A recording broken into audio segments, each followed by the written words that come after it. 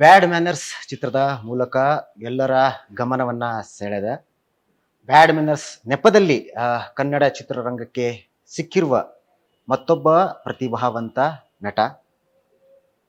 ಭವಿಷ್ಯದ ಬಗ್ಗೆ ಹತ್ತಾರು ಕನಸುಗಳನ್ನ ಕಂಡಿರುವ ಮಘೈ ಅಲಿಯಾಸ್ ರೋಚಿತ್ ಇವತ್ತು ನಮ್ಮ ಜೊತೆ ಇದ್ದಾರೆ. ಸೊ ರೋಚಿತ್ ಅವರ ಭವಿಷ್ಯದ ಯೋಜನೆ ತಿಳಿದುಕೊಳ್ಳುವ ಕುತೂಹಲ ನಮಗಂತೂ ಇದ್ದೇ ಇದೆ. ಆ ಕುತೂಹಲದ ಬೆನ್ನತ್ತಿಯೇ ಇವತ್ತು ನಾವು ರೋಚಿತ್ ಅವರನ್ನ ಹುಡುಕೊಂಡು ಬಂದಿದ್ದೀವಿ. ಸೊ ರೋಚಿತ್ ಅವರ ಮುಂದಿನ ಯೋಚನೆ ಕನಸು ಜೊತೆಗೆ ಬ್ಯಾಡ್ ಮ್ಯಾನರ್ಸ್ ಚಿತ್ರದಿಂದ ಅವರು ಕಲಿತಿರುವಂತಹ ಪಾಠ ಇವೆಲ್ಲವನ್ನು ಅವರಿಂದಾನೇ ಕೇಳಿ ತಿಳಿದುಕೊಳ್ಳೋಣ. ಸೊ ಮೊದಲಿಗೆ ಅವ್ರನ್ನ ವೆಲ್ಕಮ್ ಮಾಡೋಣ. ಸರ್ ನಮಸ್ತೆ, ಕಾರ್ಯಕ್ರಮಕ್ಕೆ ಸ್ವಾಗತ. ಹೇಗಿದ್ದೀರಾ? ನಾನು ಚೆನ್ನಾಗಿದ್ದೀನಿ. ಮೊದಲನೇದಾಗಿ ಸರ್ವೇಶ್ ಅವ್ರಿಗೂ ಕರ್ನಾಟಕ ಟಿವಿ ಅವರಿಬ್ರಿಗೂ ಇನ್ವೈಟ್ ಮಾಡಿದ್ಕೆ ತುಂಬ ಹೃದಯದ ಧನ್ಯವಾದಗಳು. ಓಕೆ ಸರ್, ಬ್ಯಾಡ್ ಮ್ಯಾನರ್ಸ್ ಆಯ್ತು. ಸೊ ಸದ್ಯಕ್ಕೆ ನಮ್ಗೆ ಇರೋ ಕುತೂಹಲ ಏನಂತಂದ್ರೆ ಮುಂದೇನು ರೋಚಿತ್ ಅವರ ತಲೆಯಲ್ಲಿ ಸದ್ಯಕ್ಕೆ ಏನೆಲ್ಲ ಓಡ್ತಾ ಇದೆ ಅಂತ. ಅದೇ ಒಂದಷ್ಟು ಮಾತುಕತೆ ನಡೀತಾ ಇದೆ, ಒಂದಷ್ಟು ವಿಷಯಗಳು ಓಡಾಡ್ತಾ ಇದೆ. ಸೊ ಮುಂದೆ ಏನಾಗುತ್ತೆ ಅಂತ ಇನ್ನ ನನ್ಗೂ ಗೊತ್ತಿಲ್ಲ. ಪ್ರೊಸೆಸಿಂಗ್ ಅಲ್ಲಿ ಇದೆ, ಒಟ್ನಲ್ಲಿ ನಡೀತಾ ಇದೆ. ಪ್ರಕಾರವಾಗಿ ನಾನ್ ಯಾವ್ದಕ್ಕೆ ನಾನು ಜಸ್ಟಿಫೈ ಮಾಡ್ಬೋದು ಅನ್ನೋ ಕ್ಯಾರೆಕ್ಟರ್ ನನ್ ಮನ್ಸಲ್ಲೂ ಇದೆ. ಅವ್ರು ಏನ್ ಹೇಳ್ತಾರೆ ಅನ್ನೋ ತಿಳ್ಕೊಂಡು ನನ್ ಕೈಲಿ ನನ್ ಕೆಪಾಸಿಟಿಗೆ ಯಾವ್ದಾಗುತ್ತೆ ಅದನ್ನ ಮಾಡ್ಬೇಕಂತ ಮುಂದೆ ಅನ್ಕೊಂಡಿದ್ದೀನಿ. ಓಕೆ, ಸೊ ಇನ್ನೊಂದು ಏನು ಅಂತಂದ್ರೆ ನೀವು ನಾಯಕ ನಟನಾಗಿ ಬಂದವರು ಕನ್ನಡ ಚಿತ್ರರಂಗಕ್ಕೆ ಉಪ್ಪೋಳಿ ಖಾರ ಸಿನಿಮಾ ಮೂಲಕ. So hero to villain, so ಎಲ್ಲರಿಗೂ ಅದು ಒಂಥರ ಆಶ್ಚರ್ಯ ಆಗುತ್ತೆ ಸಹಜ. First cinema hero, second cinema villain. So ಈ ಬ್ಯಾಡ್ ಮ್ಯಾನರ್ಸ್ ಆಕ್ಚುಲಿ ನಿಮ್ಗೆ ಬಂದಾಗ ಆ ಥಾಟ್ ನಿಮ್ಗೆ ಬಂತ, ಪ್ರೋಕ್ ಆಯ್ತಾ? ಅಂದ್ರೆ ಈ ತರ ಅಂದ್ರೆ ಹೀರೋ ಆಗಿದ್ದೀನಿ, ಈಗ ವಿಲನ್ನು ಹೇಗೆ ಏನು ಅಂತ ಏನಾದ್ರು ಅನ್ಸಿದ್ದುಂಟಾ ಅಂತ? ಇಲ್ಲ, ನನ್ಗೆ ಯಾವತ್ತೂ ಆತರ ಅನ್ಸಿಲ್ಲ. ಆಕ್ಚುಲಿ ನಾನು ಸೂರಿ ಸರ್ ಅವರ ದೊಡ್ಡ ಫ್ಯಾನ್. ನಾನು ಚಿಕ್ಕ ವಯಸ್ಸಿಂದನೂ ಅವ್ರ ಸಿನಿಮಾಗಳು ನೋಡ್ಕೊಂಡ್ ಬಂದಿದ್ದೀನಿ. ಯಾಕಂದ್ರೆ ಇಂತಿ ನಿನ್ನ ಪ್ರೀತಿಯ ಸಿನಿಮಾ ನೋಡಿದಾಗ ನಂಗೆ ಸಿಕ್ಕಾಪಟ್ಟೆ ಇಷ್ಟ ಆಗಿತ್ತು. ನಾನು ಹುಡುಗರು ಅಚ್ಚನ ಇದೆಯಾ ಅಂತ ಕೇಳ್ತಿದ್ದೆ.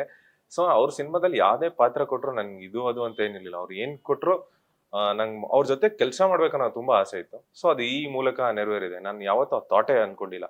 ನಾನು ಆಕ್ಚುಲಿ ಹೀರೋ ಆಗ್ಬೇಕು ಆತರ ಅಲ್ಲ, ನಾನು ಒಬ್ಬ ನಟ ಆಗ್ಬೇಕು, ಗುರುತಿಸ್ಕೋಬೇಕು, ಒಬ್ಬ ಒಳ್ಳೆ ನಟ ಆಗ್ಬೇಕಂತ ಬಂದಿರೋದು. ಸೊ ಆ ಪ್ರಯತ್ನದಲ್ಲೇ ಇದ್ದೀನಿ.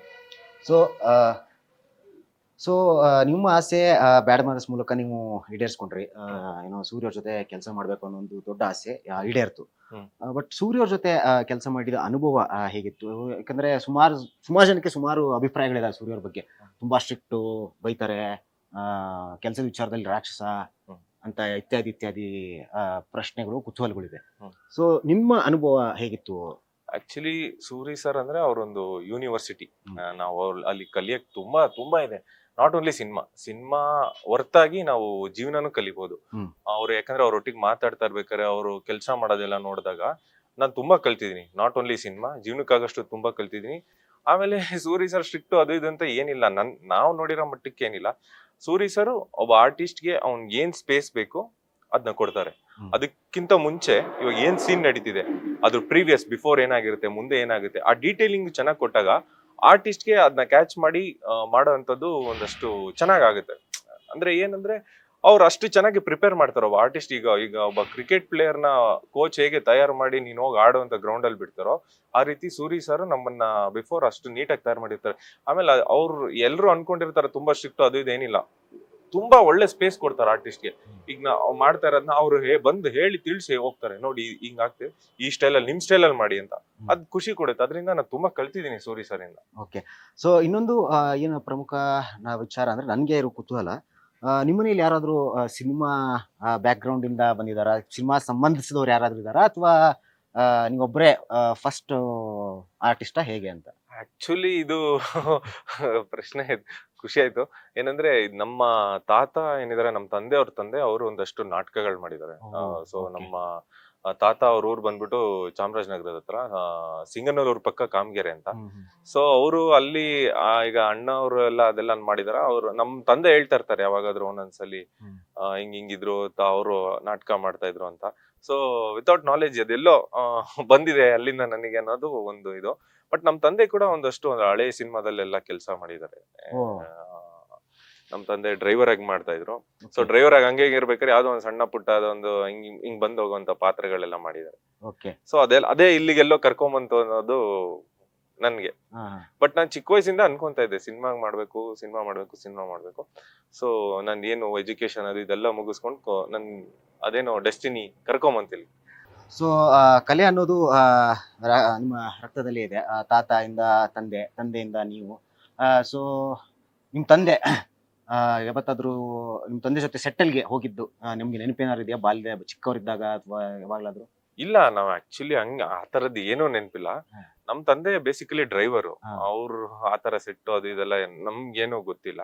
ಬಟ್ ಇದೆಲ್ಲ ಅವ್ರು ಹಿಂಗ್ ಹೇಳ್ದಾಗ ನಮ್ಗೆ ಗೊತ್ತಾಯ್ತು. ಮತ್ತೆ ಅದ್ಯಾವ್ದೋ ಒಂದು ಇದು ಅಪರಾಧಿ ಅನ್ನೋ ಸಿನಿಮಾದಲ್ಲಿ ಅಂಬರೀಷನ್ ಅವ್ರ ಜೊತೆ ಎಲ್ಲ ಮಾಡಿದ್ದು ಕುದುರೆ ಮುಖ ಆ ತರದ್ರಲ್ಲಿ ಯಾವಾಗಾದ್ರೂ ಸಿನಿಮಾ ಬಂದಾಗ ಅದ್ 1 ಸೆಕೆಂಡ್ ಹಿಂಗ್ ಹೋಗುತ್ತೆ, ಅವಾಗ ತೋರ್ಸೋರು. ಸೊ ಅವಾಗ ನೋಡ್ ಖುಷಿ ಆಗ್ತಿತ್ತು. ಇವತ್ತು ಅದೇ ಅಂಬರೀಷ್ ಅಣ್ಣ ಅವ್ರ ಮಗನ್ ಜೊತೆ ಸಿನಿಮಾ ಮಾಡ್ತಾ ಇದೀವಿ. ಅದೊಂದು ನಮ್ ತಂದೆಗೂ ಖುಷಿ ಪಡುವಂತ ವಿಷಯ. ನನ್ಗೆ ಎಲ್ಲದಕ್ಕಿಂತ ಸೂರಿ ಸರ್ ಜೊತೆ, ಅಭಿಷೇಕ್ ಅವ್ರ ಜೊತೆ, ಅಂಬರೀಷ್ ಅಣ್ಣ ಅವ್ರ ಮಗನ್ ಜೊತೆ ಮಾಡಿರೋ ಇನ್ನ ದೊಡ್ಡ ಖುಷಿ. ಓಕೆ. ಸೊ ಅಂಬರೀಷ್ ಅಣ್ಣ ಅವ್ರ ಮಗನ್ ಜೊತೆ ಮಾಡಿದ್ದು ನಿಮ್ಗೆ ಖುಷಿ. ಅಂಬರೀಷ್ ಅವ್ರ ಸಿನಿಮಾದಲ್ಲಿ ಅವರು ಇದ್ದಿದ್ದು ಅವ್ರಿಗೂ ಒಂಥರ ಖುಷಿ. ಒಂದು ಚಿಕ್ಕ ರೋಲ್ ಆದ್ರೂ ಕೂಡ ಅದು ಖುಷಿ ಇದ್ದೇ ಇರುತ್ತೆ. ಸೊ ಬ್ಯಾಡ್ ಮ್ಯಾನರ್ ಸಿನಿಮಾನ ನಿಮ್ಮ ಮನೆಯವರು ಮನೆಯಲ್ಲಿ ನೋಡಿದ್ರೆ ಫಸ್ಟ್ ಅವ್ರ ರಿಯಾಕ್ಷನ್ ಹೇಗಿತ್ತು, ಏನಿತ್ತು? ಅದೇ ನೋಡಿದ್ರು, ಎಲ್ಲ ನೋಡಿದಾರೆ ಮನೇಲಿ. ಅವರು ಎಲ್ಲ ಖುಷಿ ಪಟ್ರು. ಆಕ್ಚುಲಿ ಚೆನ್ನಾಗ್ ಮಾಡಿದ್ಯಾ, ಇನ್ನು ಚೆನ್ನಾಗ್ ಮಾಡು, ಮುಂದೆ ಹೆಸರು ಬರುವಂತದ್ದು ಕೆಲ್ಸಗಳು ಮಾಡ್ತಾ ಹೋಗು, ಚೆನ್ನಾಗ್ ಮಾಡು ಅಂತ ಹೇಳಿದ್ರು ಅಷ್ಟೇ. ಬಟ್ ಇಷ್ಟೊಂದು ಖಡಕ್ ಲುಕ್ಕು, ಈ ತರದ್ದು ರಗಡ್ ಅವತಾರ ಅದೆಲ್ಲ ನೋಡಿ ಅವ್ರಿಗೆ ಅನ್ಸಿದ್ದು ಇದು ನಿಜಕ್ಕೂ ನಮ್ಮ ಮಗಾನೇನ ಅಂತ ಒಂದ್ ಏನಾದ್ರು ಡೌಟ್ ಗಿಟ್ ಬಂತ? ಯಾಕಂದ್ರೆ ನಿಮ್ಮನ್ನ ಆ ತರ ನೋಡೇ ಇರಲ್ಲ ಅವ್ರ ಮನೆಯಲ್ಲಿ. ಫಸ್ಟ್ ಪ್ರಶ್ನೆ ಹೇಳಿದವ್ರು ಇಷ್ಟೊಂದು ಸಿಗರೇಟ್ ಸೇತ್ಯ ಅಂತ. ಯಾಕಂದ್ರೆ ಮನೇಲಿ ಅದೆಲ್ಲ ಏನೂ ಗೊತ್ತಿರ್ಲಿಲ್ಲ. ನೋಡಿದಷ್ಟು ಇಷ್ಟು ಸಿಗರೇಟ್ ಸೇತ್ಯ ನೀನು ಗೊತ್ತಿರ್ಲಿಲ್ಲ ಅಂತ ಕೇಳಿದ್ರು. ಅದೇ ಈಗ ಸೂರಿ ಸರ್ ಅಂದ್ರೆ ಅವ್ರ ಪ್ರತಿಯೊಂದು ಸಿನಿಮಾದಲ್ಲೂ ಅವ್ರೆಲ್ಲಾ ಕ್ಯಾರೆಕ್ಟರ್ಸ್ ನೋಡ್ಕೊಂಡ್ಬಂದ್ರೆ ಆ ಮೇಕ್ ಅವರೇ ಬೇರೆ ಇರುತ್ತೆ. ಸೊ ಫಸ್ಟ್ ಟೈಮ್ ಅವರು ನೋಡಿದಾಗ ಒಂಥರ ಶಾಕ್. ಹಿಂಗ್ ಕಾಣ್ಚೆ ನೀನು ಈ ತರ ಇಷ್ಟೊಂದು ಭಯಂಕರವಾಗಿ, ಹುಷಾರು ಮಕ್ಳಿಗೆಲ್ಲ ನೋಡಿದ್ರೆ ಎದುರುಕೊಂತಾರೆ ಇನ್ಮೇಲಿಂದ ನಿಂದ ಅಂತ. ಆ ಕಣ್ಣಿಂದು ಆ ವಿಷಯ ಡೀಟೇಲಿಂಗ್ ಎಲ್ಲ ಬಂದಾಗ ಅವ್ರು ಕೇಳಿದ್ರು ಹಿಂಗೆ ಕಣ್ಣೆಲ್ಲ ಓಕೆನಾ. ಈಗ ನಮ್ಗೆ ಯಾಕಂದ್ರೆ ಎಷ್ಟೊಂದ್ ಕಡೆ ನೋಡಿದಾಗ ಆಡಿಯನ್ಸ್ ಕೇಳೋರು ಸರ್ ಕಣ್ ಚೆನ್ನಾಗಿದ್ಯಾ ಅಂತ. ಅದೇ ರೀತಿ ಮನೇಲೂ ಒಂದ್ ಶಾಕ್ ಆಯ್ತು. ಅದ್ರ ಬಗ್ಗೆ ಕೇಳಿದ್ರು, ಅದ್ ಹೆಂಗ್ ಮಾಡ್ತಾರೆ ಮೇಕಪ್ ಏನು ಅದು ಇದು ಅಂತೆಲ್ಲ. ಸೊ ಅದೊಂದಷ್ಟು ವಿಷಯಗಳು ಹೇಳ್ದೆ ಅಷ್ಟೇ. ಓಕೆ. ಸಿನಿಮಾ ದೊಡ್ಡದು ಚಿಕ್ಕದು, ಪಾತ್ರ ದೊಡ್ಡದು ಚಿಕ್ಕದು, ಒಬ್ಬ ನಮ್ಮ ಜೊತೆ ಇದ್ದವರು ಯಾರಾದ್ರೂ ಹೀರೋ ಆದಾಗ ಅಥವಾ ಯಾವ್ದೋ ಒಂದು ಸಿನಿಮಾದಲ್ಲಿ ಮಾಡಿದ್ದಾರೆ ಅಂತಂದಾಗ ಸುತ್ತಮುತ್ತ ಕ್ರಿಯೇಟ್ ಆಗುವಂತಹ ಒಂದು ವೈಬು ಅಥವಾ ಅದೊಂದು ರೆಸ್ಪಾನ್ಸೇ ಬೇರೆ. ಫಾರ್ ಎಕ್ಸಾಂಪಲ್ ಫ್ರೆಂಡ್ಸ್ ಸರ್ಕಲ್ ಅಲ್ಲಿ ಈಗ ಒಂಥರ ತುಂಬ ಕ್ಲೋಸ್ ಫ್ರೆಂಡ್ ಇದ್ದವ್ರದ್ದು ಒಂಥರ ಪ್ರೌಡ್ ಮೂಮೆಂಟ್ ಇರುತ್ತೆ, ಪ್ರೌಡ್ ಫೀಲ್ ಇರುತ್ತೆ. ನನಗೆ ನನ್ನ ಫ್ರೆಂಡ್ ಒಬ್ಬ ಸಿನಿಮಾದಲ್ಲಿ ಹೋಗಿದ್ದಾನೆ, ಆ್ಯಕ್ಟ್ ಮಾಡಿದ್ದಾನೆ ಸೊ ಅಂತ. ಸೊ ಬ್ಯಾಡ್ ಮ್ಯಾನರ್ಸ್ ವಿಚಾರದಲ್ಲಿ ನಿಮ್ಮ ಫ್ರೆಂಡ್ ಸರ್ಕಲ್ ರೆಸ್ಪಾನ್ಸ್ ಹೇಗಿತ್ತು, ಏನ್ ಕತೆ? ನಾನು ಅಂದ್ರೆ ಈಗ ನನ್ನ ಫ್ರೆಂಡ್ಸ್ ನನ್ನ ಜೊತೆಗೆ ಅವಾಗಿಂದ ನನ್ನ ಕಾಲೇಜ್ ಡೇಸ್ ಅವರೆಲ್ಲ ಯಾರಿದ್ದಾರೆ ಅವ್ರಿಗೆ ಒಂದ್ ವಿಷಯ ಒಂದು ಕ್ಲಿಯರ್ ಆಗಿ ಚೆನ್ನಾಗಿ ಗೊತ್ತಿತ್ತು. ಯಾಕಂದ್ರೆ ನಾನು ಯಾವಾಗ್ಲೂ ಹೇಳ್ತಿದ್ದೆ, ನಾನು ನನ್ನ ಕರಿಯರ್ ಅಲ್ಲಿ ನಾನು ಸೂರಿ ಸರ್ ಜೊತೆ ಒಂದು ಸಿನಿಮಾ ಮಾಡ್ಬೇಕಂತ ಅವ್ರಿಗೆ ಅವಾಗಿಂದ ಗೊತ್ತಿತ್ತು. ನಾನು ಅಷ್ಟು ಇಷ್ಟಪಡ್ತೀನಿ ಸರ್ನ. ಯಾಕಂದ್ರೆ ಅವರು ಒಂದ್ ಟೈಮಲ್ಲಿ ಇಂಡಸ್ಟ್ರಿಗೆ ಬಂದಾಗ ನಾವ್ ಇನ್ನ ಸ್ಕೂಲ್ಗೆ ಏನೋ ಹೋಗ್ತಾ ಇದ್ವಿ, ಸ್ಕೂಲ್ ಬಂಕಕ್ ಹೋಗಿ ದುನಿಯಾ ಸಿನಿಮಾ ನೋಡಿದ್ದು.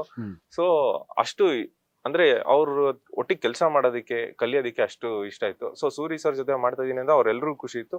ಬಟ್ ಅದು ನಾನು ಯಾವತ್ತು ಯಾರಿಗೂನು ಹಿಂಗ್ ಬರುತ್ತೆ ಪಾತ್ರ, ಹಿಂಗಿರುತ್ತೆ ಲುಕ್, ಯಾವ್ದೋ ಒಂದ್ ಫೋಟೋ ತೋರಿಸಿಲ್ಲ, ಏನು ಹೇಳಿಲ್ಲ, ಬಿಲ್ಡಪ್ ಎಲ್ಲ ಕೊಟ್ರಿ, ಏನು ಇಲ್ಲ. ಕೆಲಸ ನಡೀತಾ ಇದೆ, ನೀವು ಆನ್ ಸ್ಕ್ರೀನ್ ನೋಡಿ ಅವಾಗೆ ಅಂತ ಹೇಳಿದೆ. ಸೊ ಅವರು ಫಸ್ಟ್ ಟೈಮ್ ನೋಡಿದಾಗ ಆ ಲುಕ್ ಇದೆಲ್ಲ ನೋಡಿದಾಗ ಅವರು ಈ ಗುರು ನೀನ್ ತುಂಬಾ ಆನ್ ಸ್ಕ್ರೀನ್ ಆಫ್ ಸ್ಕ್ರೀನ್ ತುಂಬಾ ಡಿಫ್ರೆಂಟ್ ಆಗಿರ್ತೀರಾ ಹಂಗೆ ಅಂತ ಹೇಳುದು. ಓಕೆ. ಸೊ ಈಗ ಬ್ಯಾಡ್ ಮ್ಯಾನರ್ಸ್ ಅಲ್ಲಿ ವಿಲನ್ ಆಗಿ ಅಬ್ಬರಿಸಿ ಒಬ್ಬರಿದ್ದೀರಾ.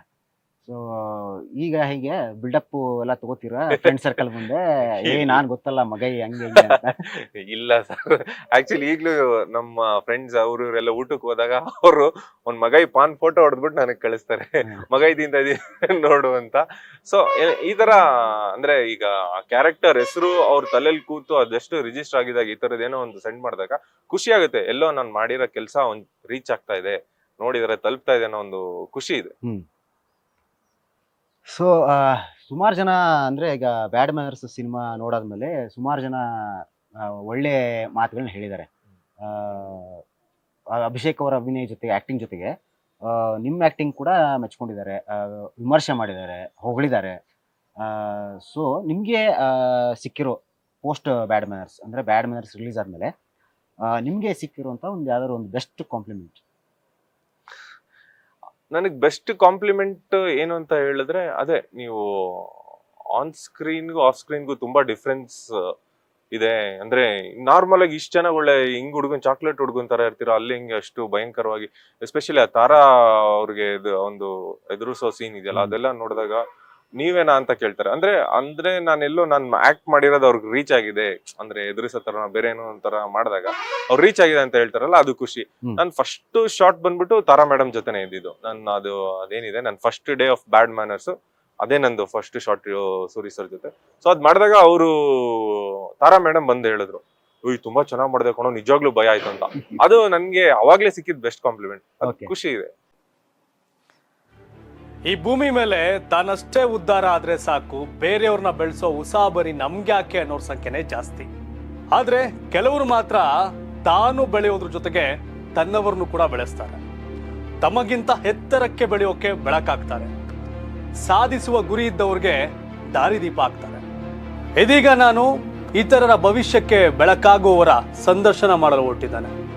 ಮಿಸ್ ಮಾಡದೆ ನೋಡಿ ಕರ್ನಾಟಕ ಟಿವಿ ದಾರಿದೀಪ.